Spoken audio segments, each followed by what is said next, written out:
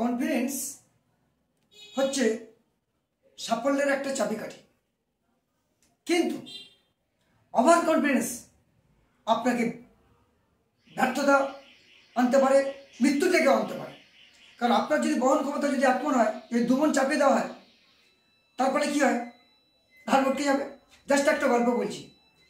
একবার একটা ঈগল একটা ভেড়া বাচ্চাকে শিকার ধরে উড়ে নিয়ে গিয়ে পাহাড়ে করে রাখে। কাছাকাছি দাঁড় কাটছিল। সে বলল, ও তো পাখি, ও যদি পারে আমি পারবো না। ও কি করলো, উড়ে গিয়ে একটা ভেড়াকে ধরতে গেল এবং পার নখটা ভালো করে আটকে দিল। এমনভাবে আটকে দিল, ভেড়ার লোভে সেটা আটকে গেল, উঠতে পারলো না।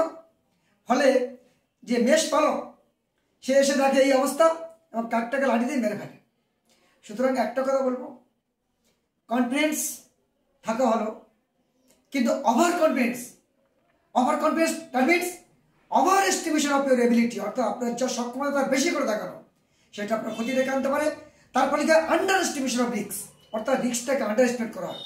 সুতরাং over confidence is the cause of your failure, যাতে ব্যর্থতার কারণ না হয়ে দাঁড়ায়।